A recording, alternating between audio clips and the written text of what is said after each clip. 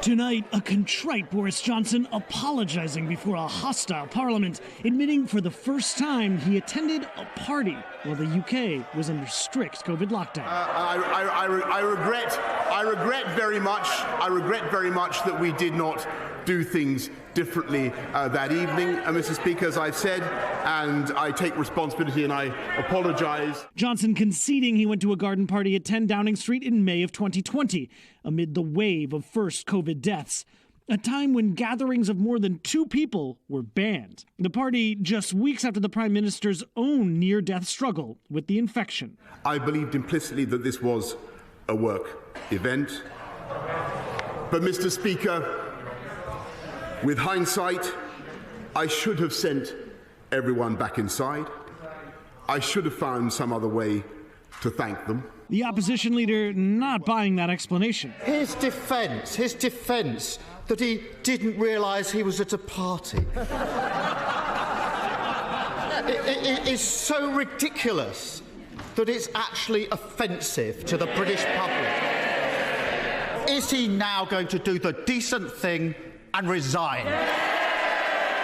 The outrage sparked by a leaked email invitation from Johnson's private secretary, which said in part, "We thought it would be nice to make the most of the lovely weather and have some socially distanced drinks in the number 10 garden this evening.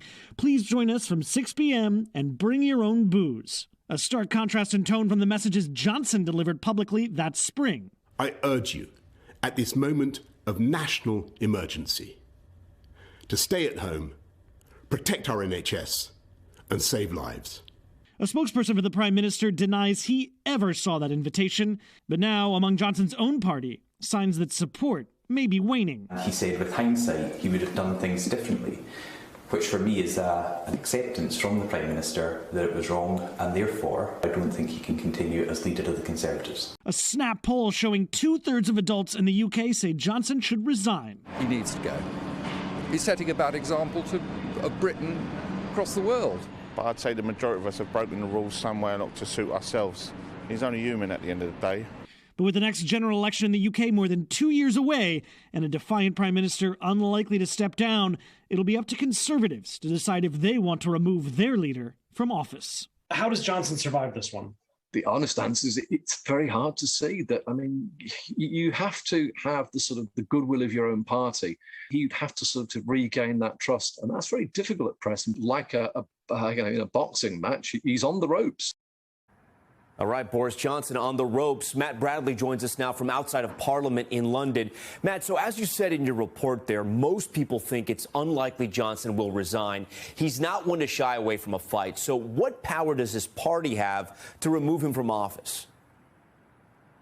Quite a lot of power is the short answer, Tom. The fact is, Prime Minister Johnson is not a president. He doesn't need to be impeached. You don't need to wait until the end of his term in office. All the Conservative or Tory party, as they're also called, needs to do is have 15% of its seated members submit letters to what's called the 1922 committee that essentially runs that party. And that's only about 52 members of parliament. They need to submit these letters, and they do it anonymously. The only person who knows how many letters have been submitted is the chairman of that 1922 committee.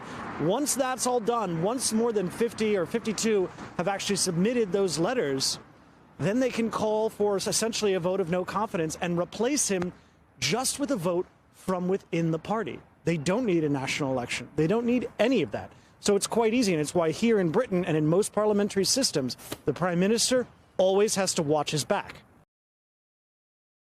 Thanks for watching our YouTube channel. Follow today's top stories and breaking news by downloading the NBC News app.